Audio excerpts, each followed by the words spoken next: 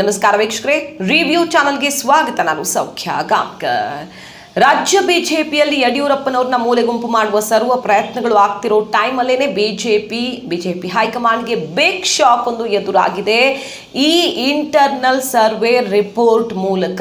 ಹಾಗಾದ್ರೆ ಯಡಿಯೂರಪ್ಪನವ್ರನ್ನ ಕಡೆಗಣಿಸಿದ್ರೆ ಬಿಜೆಪಿ ಪಡೆಯೋ ಸೀಟ್ಸ್ ಇಷ್ಟೇನಾ?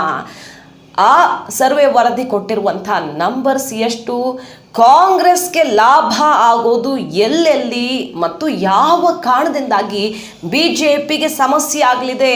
ವೆರಿ ಇಂಟ್ರೆಸ್ಟಿಂಗ್ ಬೆಳವಣಿಗೆ, ಒಂದ್ರ ಬಗ್ಗೆ ಎಕ್ಸ್ಕ್ಲೂಸಿವ್ ಮಾಹಿತಿಯನ್ನು ನಿಮ್ಮ ಮುಂದೆ ಇರ್ತಾ ಇದೀವಿ. ಮಿಸ್ ಮಾಡಿದ್ರೆ ನಮ್ಮ ಚಾನಲ್ನ ಸಬ್ಸ್ಕ್ರೈಬ್ ಮಾಡಿ, ಬೆಲ್ ಬಟನ್ ಕ್ಲಿಕ್ ಮಾಡಿದ್ರೆ ಎಲ್ಲ ಅಪ್ಡೇಟ್ಸ್ ನಿಮ್ಮನ್ನು ತಲುಪುತ್ತೆ. ಎಸ್ ವೀಕ್ಷಕರೇ, ಇತ್ತೀಚೆಗಿನ ಹಲವು ಬೆಳವಣಿಗೆಗಳನ್ನು ನೆನಪು ಮಾಡಿಕೊಂಡ್ರೆ ಪ್ರತಿ ಬಾರಿಯೂ BSY ಮಾತನ್ನ ತೆಗೆದುಹಾಕುವ, ಅವರನ್ನು ಕಡೆಗಣಿಸುವ ಪ್ರಯತ್ನ ಆಗ್ತಾ ಇದೆ. ಎಷ್ಟು ಮಟ್ಟಿಗೆ ಅಂದರೆ ಪ್ರಚಾರ ಸಭೆಗಳಲ್ಲಿ, ಮಿನಿಸ್ಟ್ರು ಭಾಗಿಯಾಗಿರೋ ವೇದಿಕೆಗಳಲ್ಲಿ BSY ಫೋಟೋ ಇಲ್ಲ, ಬ್ಯಾನರ್ ಫ್ಲೆಕ್ಸ್ಗಳಲ್ಲಿ, ಅಷ್ಟರ ಮಟ್ಟಿಗೆ ಯಡಿಯೂರಪ್ಪನವ್ರು ಇಲ್ಲದೆ ಪಕ್ಷ ಮುನ್ನಡೆಸಬಲ್ಲೆವು ಅನ್ನುವಂಥ ಸಂದೇಶ ರವಾನಿಸುವ ಪ್ರಯತ್ನ ಪದೇ ಪದೇ ಒಂದು ಗುಂಪಿಂದ ಆಗ್ತಿದೆ. ಮಗನಿಗೆ ಟಿಕೆಟ್ ಬೇರೆ ಮಿಸ್ ಆಯಿತು, ಪರಿಷತ್ಗೆ ಟಿಕೆಟ್ ಕೊಡಿಸೋದಕ್ಕೆ ಪ್ರಯತ್ನ ಮಾಡಿದ್ರು ಯಡಿಯೂರಪ್ಪನವರು, ಸಾಧ್ಯವಾಗಲಿಲ್ಲ. ಈ ಸಮಯಕ್ಕೆ ಸರಿಯಾಗಿ ಬಿಜೆಪಿಗೆ ಬಿಗ್ ಶಾಕ್ ಎದುರಾಗಿದೆ. ಹೈಕಮಾಂಡ್ಗೆ ಶಾಕಿಂಗ್ ವರದಿಯೊಂದು ಕೈ ಸೇರುವ ಮೂಲಕ. ಏನದು? ಮೇ ತಿಂಗಳಲ್ಲಿ ಎಲ್ಲ ವಿಧಾನಸಭಾ ಕ್ಷೇತ್ರಗಳ ವ್ಯಾಪ್ತಿಯಲ್ಲಿ, ಅಂದರೆ ಬಿಜೆಪಿ ಶಾಸಕರಿರುವಂಥ ವಿಧಾನಸಭಾ ಕ್ಷೇತ್ರಗಳ ವ್ಯಾಪ್ತಿಯಲ್ಲಿ ಆಂತರಿಕ ಸಮೀಕ್ಷೆ ನಡೀತು. ಚುನಾವಣಾ ಚಾಣಕ್ಯ ಅಮಿತ್ ಶಾ ಅವರ ನಿರ್ದೇಶನದ ಮೇರೆಗೆ ಈ ಸರ್ವೆ ಏಜೆನ್ಸಿ ಕೊಟ್ಟಿರುವಂಥ ರಿಪೋರ್ಟ್ನಲ್ಲಿ ಏನಿದೆ, ಕಡಿಮೆ ಅಂದ್ರೂ 30 ಶಾಸಕರು ಸೋಲ್ತಾರೆ. ಅಂದರೆ ಈಗ 121 BJP MLAಗಳೇನಿದ್ದಾರೆ ಅವ್ರ ಪೈಕಿ ಕಡಿಮೆ ಅಂದ್ರೂ 30 ಜನಕ್ಕೆ ಸೋಲು ಕಟ್ಟಿಟ್ಟ ಬುತ್ತಿ. ಇನ್ನು ಕೆಲವರ ಭವಿಷ್ಯ ಹೇಳೋದಿಕ್ಕಾಗಲ್ಲ ಈ ಕ್ಷಣಕ್ಕೆ ಅನ್ನುವಂಥ ರಿಪೋರ್ಟ್ ಸಬ್ಮಿಟ್ ಮಾಡಿದೆ ಈ ಏಜೆನ್ಸಿ. 121 ಪೈಕಿ 30 ಲೆಸ್ ಆದರೆ 30 ಅಂತಾನೆ ಹೇಳೋಕ್ಕಾಗಲ್ಲ, ಉಳಿದ 5 ಕ್ಷೇತ್ರಗಳಲ್ಲೂ ಕೂಡ ಅನುಮಾನ ಅನ್ನೋ ಥರ ರಿಪೋರ್ಟ್ ಇದೆಯಲ್ವಾ. 30 ಅಂತ ಇಟ್ಕೊಳ್ಳೋಣ, ಒಟ್ಟಿನಲ್ಲಿ 85ರಿಂದ 90 ಆಸುಪಾಸಿನಲ್ಲಿ BJP ಬರುತ್ತೆ ಅನ್ನೋದು ಈ ರಿಪೋರ್ಟ್ ಕೊಟ್ಟಿರೋ ಅಂಕಿಅಂಶ. ಅಲ್ಲಿಗೆ ಮ್ಯಾಜಿಕ್ ನಂಬರಿಂದ ತುಂಬ ದೂರ ಆಗೋಯ್ತು. 5, 10, 15 ಅಲ್ಲ, ಆಪರೇಷನ್ ಮೂಲಕ ಅಧಿಕಾರ ರಚಿಸ್ತೀವಿ ಅನ್ನೋದಕ್ಕೆ ಬಹಳ ಕಷ್ಟ ಸಾಧ್ಯ ಪರಿಸ್ಥಿತಿಗೆ ತಲುಪಲಿದೆ BJP ಅನ್ನುವಂಥ ವರದಿಯನ್ನು ಕೊಟ್ಟಿದೆ ಈ ಏಜೆನ್ಸಿ. ಇದರಿಂದ ಈಗ ಹೈಕಮಾಂಡ್ಗೆ ಟೆನ್ಷನ್ ಶುರುವಾಗಿರೋದು.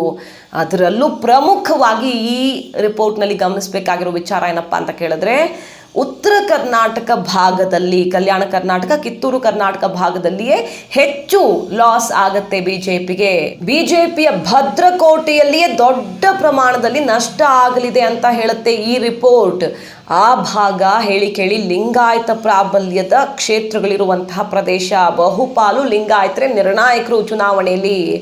ಯಡಿಯೂರಪ್ಪನವರ ಪ್ರಭಾವದಿಂದಾಗಿ ಈ ಭಾಗದಲ್ಲಿ ಬಿಜೆಪಿಗೆ ಹೆಚ್ಚು ಲಾಭ ಆಗ್ತಾ ಇತ್ತು. ಆದರೆ ಈಗ ನಾಯಕತ್ವ ಬದಲಾವಣೆಯಿಂದಾಗಿ, ಯಡಿಯೂರಪ್ಪನವರ ನಾಯಕತ್ವ ಕೊರತೆ ಕಾಡ್ತಿರೋದ್ರಿಂದಾಗಿ ಬಿಜೆಪಿಗೆ ಇಲ್ಲಿ ಪೆಟ್ಟು ಬೀಳಲಿದೆ ಅಂತ ಹೇಳುತ್ತೆ ಈ ನಂಬರ್ಸ್. ಲಿಂಗಾಯತ ಪ್ರಾಬಲ್ಯದ ಕ್ಷೇತ್ರಗಳಲ್ಲಿಯೇ ಹೆಚ್ಚು ನಷ್ಟ ಆಗಲಿದೆ ಅನ್ನೋದನ್ನು ಈ ವರದಿ ಹೇಳಿದೆ. ಜೊತೆಗೆ ಹಳೆ ಮೈಸೂರು ಭಾಗದಲ್ಲೂ ಕೂಡ ಇರುವಂಥ ಕೆಲವು ಸೀಟ್ಸನ್ನು ಕಳ್ಕೊಳ್ಳುವಂಥ ಆತಂಕ ಇದೆ. ಅಲ್ಲಿ ಹೆಚ್ಚು ಸೀಟ್ಸ್ ತಗೋಬೇಕು ಅಂತ ಏನು ಪ್ರಯತ್ನ ಮಾಡ್ತಿದ್ದಾರೆ.